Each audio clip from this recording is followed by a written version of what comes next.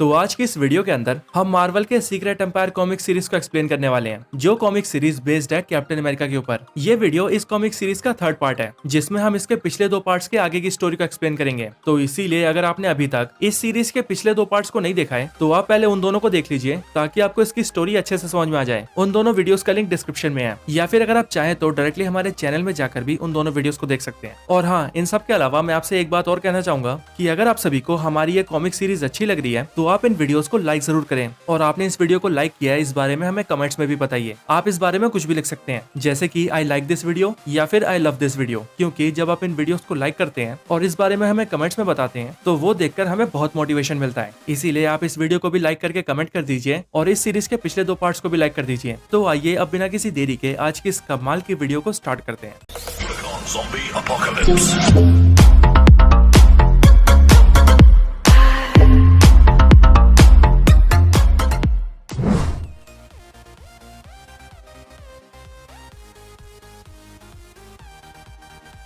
पिछले एपिसोड में आपने देखा कैप्टन अमेरिका हाइड्रा के साथ मिलकर कैप्टन मार्वल और उसकी पूरी टीम को स्पेस में फंसा देता है और नीचे अर्थ के अंदर डॉक्टर स्ट्रेंज के साथ साथ उनकी पूरी टीम को न्यूयॉर्क सिटी के अंदर डार्क डायमेंशन में फंसा देता है और पूरे यूएस देश का कंट्रोल हाइड्रा के हाथ में सौंप देता है। जिसके बाद हाइड्रा अपने तरीके से पूरे देश को कंट्रोल करने लगती है। लेकिन पूरे यूएसए पर कंट्रोल करने के बाद जब कैप्टन अमेरिका मैडम हाइड्रा से मिलते हैं तब मैडम हाइड्रा कैप्टन को बताती है कि अब हाइड्रा को यूएसए के बाद पूरी दुनिया के ऊपर कंट्रोल करना है और दुनिया को अपने कब्जे में लेने के बाद उन्हें इस पूरे यूनिवर्स को भी कंट्रोल में करना है। और अपने इस काम को पूरा करने के लिए उन्हें कॉस्मिक क्यूब की जरूरत पड़ेगी, जिस कॉस्मिक क्यूब के कई टुकड़े अभी दुनिया में फैले हुए हैं और उन सबको ढूंढने का काम मैडम हाइड्रा कैप्टन को सौंपती है। जिसके बाद कैप्टन निकल जाते हैं कॉस्मिक क्यूब के उन टुकड़ों को ढूंढने। दूसरी तरफ एवेंजर्स के दोस्त रिक जोन्स को हाइड्रा मौत की सजा देती है, लेकिन अपने मरने से पहले रिक जोन्स अपना एक मैसेज एक पेन ड्राइव के अंदर रिकॉर्ड कर लेता है और उस पेन ड्राइव को टोनी स्टार्क तक पहुंचा देता है। और फिर जैसे ही टोनी स्टार्क उस पेन ड्राइव को खोलता है वैसे ही उसके अंदर रिक जोन्स की एक वीडियो होती है, जिस वीडियो के अंदर रिक जोन्स बोलता है कि वो जानता है कि कैप्टन अमेरिका के साथ क्या हुआ है। अब आगे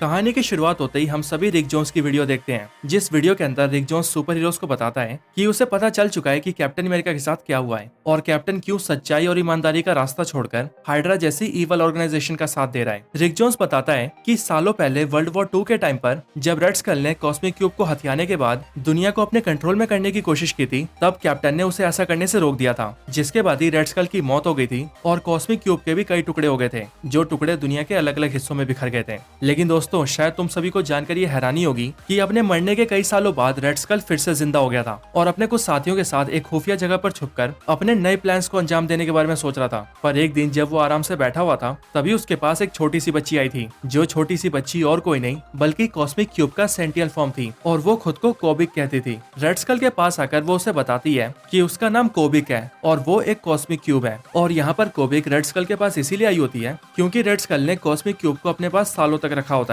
और इतने सालों तक रेड स्कल के पास रहने की वजह से कोबिक रेड स्कल को अपना फादर मानने लगी थी। और क्योंकि अभी कोबिक के अंदर एक छोटी सी बच्ची की फीलिंग्स थी, इसीलिए वो अपने फादर से मिलने आई थी। इन सारी बातों को जानने के बाद रेड स्कल बहुत खुश हो जाता है और वो कोबिक को अपनी बेटी की तरह पालने लगता है, क्योंकि रेड स्कल ये जान चुका था कि दुनिया की सबसे ताकतवर चीज उसके हाथों में खुद चल कर आई है। रेड स्कल कोबिक को पालते हुए उसे हाइड्रा के बारे में बताता है और वो उसे ये सिखाता है कि हाइड्रा एक बहुत ही अच्छी ऑर्गेनाइजेशन है जो कि पूरी दुनिया के अंदर न्याय और शांति लाना चाहती है। और क्योंकि कोबिक एक छोटी सी बच्ची थी, इसीलिए वो रेड स्कल की सारी बातों के ऊपर भरोसा करने लगती है। इसीलिए कोबिक की नजरों में हाइड्रा के सारे एजेंट सुपर हीरोज थे और दुनिया के सारे सुपर हीरोज सुपर विलन्स थे। यहीं पर रेड स्कल उसे ये भी बताता है कि शील्ड दुनिया की सबसे बड़ी दुश्मन है और वो हमेशा ही हाइड्रा को भलाई का काम करने से रोकती है। ये सारी बातें सुनने के बाद कोबिक रेड स्कल को सीधा अपने साथ ले जाती है और उसके साथ मिलकर शील्ड के एक लैब के अंदर जाती है, जहाँ पर लाकर वो रेड स्कल से कहती है कि फादर, मुझे आपको एक सरप्राइज देना है। और फिर वो रेड स्कल को एरिक सेल्विक से मिलाती है। एरिक सेल्विक शील्ड का एक बहुत ही बड़ा साइंटिस्ट होता है, पर क्योंकि कोबिक की नजरों में शील्ड के सारे आदमी बहुत बुरे थे, इसीलिए उसने एरिक सेल्विक के पास आकर उसकी मेमोरीज और रियलिटी को चेंज कर दिया था और उसे हाइड्रा का वफादार बना दिया था। इसीलिए जैसे ही एरिक सेल्विक रेड स्कल को देखता है वैसे ही वो नीचे बैठकर उसका हाथ चूमता है और रेड स्कल से कहता है, ओह सुप्रीम कमांडर, आपसे मिलना एक गर्व की बात है, हाइड्रा की जय हो। ये देखने के बाद रेड स्कल के तो होश ही उड़ जाते हैं, क्योंकि वो ये नहीं जानता था कि कोबिक के अंदर ऐसी कमाल की पावर्स हैं जिनसे कि वो किसी की भी मेमोरीज और रियलिटी को चेंज कर सकती जाती है। पर इसके बाद ही रेड स्कल के दिमाग में एक बहुत ही कमाल का आइडिया आता है और इसीलिए अपने आइडिया के बारे में सोचते हुए वो कोबिक से पूछता है, बेटा जिस तरह से तुमने इसकी रियलिटी को बदलकर इसे हाइड्रा का वफादार बना दिया है, क्या इसी तरह से तुम ये चीज किसी के साथ भी कर सकती हो? जिस पर कोबिक उसे बताती है, हाँ फादर, मैं ये किसी के साथ भी कर सकती हूँ। और फिर ये बात सुनते ही रेड स्कल मुस्कुराने लगता है, क्योंकि उसके दिमाग में एक ऐसे आइडिया ने जन्म ले लिया था जो आइडिया अगर पूरा हो गया तो उससे पूरी दुनिया भी बर्बाद हो सकती है। क्योंकि रेड स्कल ने यह सोचा था कि अब वो कोबिक की पावर्स की मदद से अपने सबसे बड़े दुश्मन और दुनिया के सबसे ईमानदार सुपर हीरो की रियलिटी को चेंज करेगा, जो सुपर हीरो और कोई नहीं बल्कि कैप्टन अमेरिका था। रेड स्कल ने यह सोचा कि वो दुनिया के सबसे वफादार, ईमानदार और देशभक्त सुपर हीरो की रियलिटी को बदल देगा। जो सुपर हीरो दुनिया के लिए एक उम्मीद की किरण है, उस उम्मीद को मिटा कर रख देगा और उस सुपर हीरो को पूरी तरह से हाइड्रा का वफादार बनाएगा, जिसके बाद वो सुपर हीरो यानी कि कैप्टन अमेरिका हाइड्रा के लिए काम करेगा। और फिर इसीलिए इसके बाद ही रेड स्कल कोबिक से ये कहता है कि उसे उसके लिए कैप्टन अमेरिका की रियलिटी को चेंज करना होगा और उसे हाइड्रा का एजेंट बनाना होगा। जिसके बाद अपने फादर्स की बात मानते हुए कोबिक कैप्टन की रियलिटी को चेंज कर देती है। और ये सब तब होता है जब कैप्टन अमेरिका बूढ़े हो चुके थे और प्लीजेंट वैली के अंदर क्रॉसबोन्स का सामना कर रहे थे, क्योंकि उसी दौरान पर जब कोबिक ने कैप्टन की रियलिटी को चेंज करके उन्हें उनकी सुपर सोल्जर सीरम वाली पावर्स वापस की थी, तब उसके साथ ही कोबिक ने कैप्टन की रियलिटी को पूरी तरह से चेंज करके उन्हें दुनिया के सबसे वफादार सुपर हीरो से सीधा हाइड्रा का एक एजेंट बना दिया था, जो कि हाइड्रा के लिए वफादार रहता। और फिर ऐसा होने के बाद से ही कैप्टन ने धीरे धीरे करके ये सारा प्लान बनाया और वो सब कर दिया जो आज आप सबके सामने है। पर हाँ दोस्तों, यहाँ मैं तुम सबसे एक और बात कहना चाहूंगा, कैप्टन अमेरिका एक बहुत ही ईमानदार सुपर हीरो है, शायद दुनिया के और किसी भी सुपर हीरो से बहुत ज्यादा। और इसीलिए जब कोबिक ने कैप्टन की रियलिटी को चेंज किया, तब कैप्टन के अंदर जितनी ज्यादा अच्छाई थी वो उतनी ही ज्यादा बुराई में बदल गई। और इसीलिए कैप्टन इतना ज्यादा बुरा बन गया कि उसने पूरी हाइड्रा का भी लीडर बनने की ठान ली। और इस काम को पूरा करने के लिए वो एक दिन रेड स्कल के पास गया और उसके पास जाकर उसे जान से मार दिया और खुद उसकी जगह लेकर बन गया हाइड्रा का सुप्रीम कमांडर। इसके बाद रिक जोन्स की स्टोरी खत्म होती है और अपनी वीडियो के अंदर आगे वो सबको बताता है कि हाइड्रा का प्लान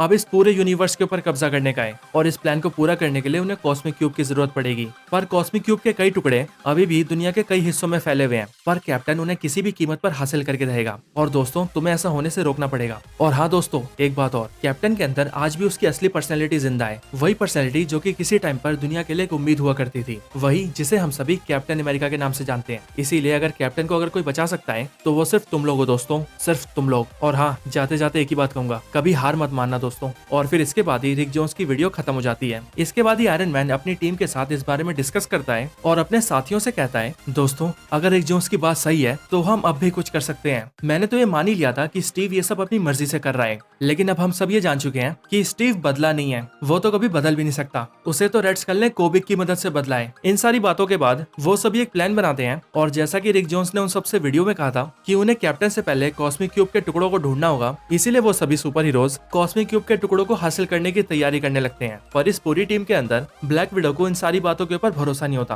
क्योंकि उसे ऐसा लगता है कि ये सब कुछ कैप्टन का ही प्लान है और रिक जोन्स से ये सारी बातें कैप्टन ने बुलवाई है ताकि ऐसा करके कैप्टन हम सबको पकड़ सके। और फिर इसीलिए ये सारी बातें सोचते हुए ब्लैक विडो वहाँ से टहलते हुए बाहर निकल जाती है। इसके बाद ही दूसरी तरफ हम सभी कैप्टन अमेरिका को देखते हैं, जो कि मैडम हाइड्रा से मिलने के बाद अब हाइड्रा के कुछ एजेंट से मिलने आए होते हैं। वहाँ पर आकर कैप्टन क्रैकन से पूछते हैं कि क्या उन्हें कॉस्मिक क्यूब के टुकड़ों की लोकेशन मिली, जिस पर क्रैकन कैप्टन को बताता है कि वो लोग एक टुकड़े की लोकेशन को जान चुके हैं और कॉस्मिक क्यूब का वो एक टुकड़ा एटलांटिस के अंदर है, एटलांटिस के राजा नेमोर के पास। ये बात जानते ही कैप्टन हाइड्रा एजेंट्स की एक छोटी सी टीम बैरन जीमो के साथ सीधा एटलांटिस में भेजते हैं और उन्हें ये ऑर्डर्स देते हैं कि वो किसी भी कीमत पर कॉस्मिक क्यूब के टुकड़े को उनके पास लेकर आए। कैप्टन के ऑर्डर्स मिलते ही बैरन जीमो अपनी टीम के साथ सीधा एटलांटिस जाता है और पूरे एटलांटिस को निस्तनाबूद कर देता है और पूरे शहर के अंदर डिस्ट्रक्शन मचा देता है। पर तब उन्हें पता लगता है कि एटलांटिस का किंग नेमोर वहाँ से पहले ही निकल चुका है और कॉस्मिक क्यूब का टुकड़ा भी उसी के पास है। पर जब बैरन जीमो कैप्टन को कॉन्टेक्ट करके उन्हें इस बारे में बताता है, तब कैप्टन गुस्से में आकर बैरन जीमो को ये ऑर्डर्स देते हैं कि वो पूरे के पूरे एटलांटिस को डिस्ट्रॉय कर दे, जिसके बाद जीमो ऐसा ही करता है। इधर कैप्टन अमेरिका के पास हाइड्रा एजेंट क्रैकन कैप्टन को ये बताता है कि उन्हें एक और कॉस्मिक क्यूब के टुकड़े के बारे में पता लगा है और कॉस्मिक क्यूब का वो टुकड़ा इस वक्त अल्ट्रॉन के पास है। ये जानते ही कैप्टन अमेरिका अल्ट्रॉन के पास खुद जाने का डिसाइड करते हैं और कैप्टन अपनी बनाई हुई एवेंजर्स टीम के साथ मिलकर सीधा अल्ट्रॉन के पास जाने के लिए निकल जाते हैं। अब यहाँ पर मैं आप सभी को बता दूं कि इस टाइम पर जो अल्ट्रॉन होता है उसे पिम्पट्रॉन भी कहा जाता है, क्योंकि इस टाइम पर अल्ट्रॉन ने अपने क्रिएटर हैंक पिम की बॉडी के ऊपर टेक ओवर कर लिया होता है, जिस वजह से अल्ट्रॉन की आधी बॉडी अल्ट्रॉन की होती है और बाकी आधी बॉडी हैंक पिम की। जब कैप्टन अपनी टीम के साथ अल्ट्रॉन के पास जा रहे होते हैं, तब उसी टाइम पर दूसरी तरफ टोनी स्टार्क को भी ये पता लग गया होता है कि कॉस्मिक क्यूब का एक टुकड़ा अल्ट्रॉन के पास है और इसीलिए उस टुकड़े को वापस लेने के लिए टोनी स्टार्क भी अपनी टीम के साथ निकल जाता है। जिसके बाद जैसे ही आयरन मैन और कैप्टन की टीम्स वहां पहुंचती है, वैसे ही एक दूसरे को आमने सामने देखकर उन दोनों टीम्स के बीच लड़ाई स्टार्ट हो जाती है। पर जैसे ही उनकी लड़ाई को अल्ट्रॉन देखता है, वैसे ही वो अपनी पावर से उन सभी को उठाकर अपने पास ले आता है और उन सभी हीरोज को अपने सामने टेबल पर बिठाता है। हैंक पिम की कॉन्शियसनेस होने की वजह से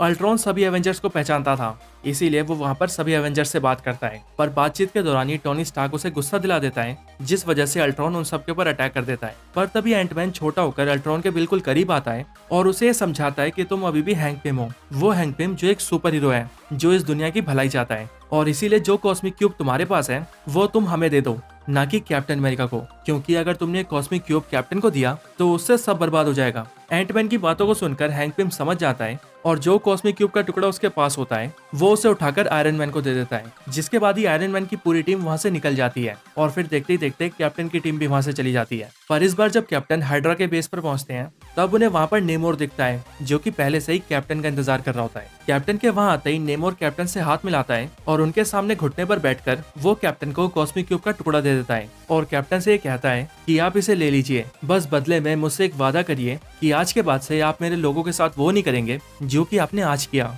आप उन्हें शांति से रहने देंगे। कैप्टन इस डील को मान जाते हैं और नेमोर के हाथों से कॉस्मिक क्यूब के टुकड़े को ले लेते हैं। पर फिर इसके बाद ही हमें एक अनजान सी जगह का नजारा दिखता है, एक ऐसी जगह जिसके बारे में कोई नहीं जानता, और ये जगह दिखने में भी काफी अजीब थी। यहाँ पर रात हो रही थी और रात के घने जंगलों में एक लड़की जंगलों में भाग रही थी, क्योंकि उसके पीछे कई मॉन्स्टर्स पड़े हुए थे और उनसे अपनी जान बचाने के लिए वो सीधा भागे जा रही थी। पर एक टाइम पर उसे ऐसा लगता है कि अब वो उनके हाथों से नहीं बच सकती, लेकिन उसी के अगले पल उन सभी मॉन्स्टर्स के ऊपर हमला हो जाता है और एक आदमी वहां आकर उन सबको पेलता है। इसके बाद ही वो आदमी उस लड़की की मदद करने के लिए उसकी तरफ अपना हाथ बढ़ाता है। पर वो लड़की जब उस आदमी से पूछती है कि वो कौन है और वो यहाँ पर क्या कर रहा है, तब वो आदमी उस लड़की को बताता है कि मेरा नाम स्टीव रॉजर्स है और मैं बस अपने घर जाने की कोशिश कर रहा हूँ। तो दोस्तों यही था सीक्रेट एम्पायर कॉमिक सीरीज का थर्ड पार्ट। आपको ये पार्ट और ये वीडियो कैसा लगा मुझे कमेंट्स में जरूर बताएं, और अगर आपका कोई और रिकमेंडेशन हो तो वो भी जरूर बताएं। इसके साथ ही जैसे कि मैं वीडियो की स्टार्टिंग में भी बता चुका हूँ कि अगर आपको हमारी वीडियोस अच्छी लगती है तो आप इन्हें लाइक जरूर करें, और आपने वीडियो को लाइक किया है इस बारे में हमें कमेंट्स में भी बताइए, क्योंकि आपके लाइक और कमेंट्स को देखकर हमें बहुत मोटिवेशन मिलता है। और हाँ, अगर आपने अभी तक इसके पिछले 2 पार्ट्स नहीं देखे हैं तो आप उन दोनों पार्ट्स को भी देख सकते हैं, उन दोनों वीडियोस का लिंक डिस्क्रिप्शन में है। तो बस आज की इस वीडियो में इतना ही, इस वीडियो को यहीं पर एंड करते हैं। ये वीडियो अच्छी लगी हो तो इसे लाइक जरूर करें, चैनल को सब्सक्राइब नहीं किया तो अभी के भी सब्सक्राइब करें। बाकी मैं आपसे मिलता हूँ ऐसे किसी और बेहतरीन वीडियो में, तब तक के लिए गुड बाय।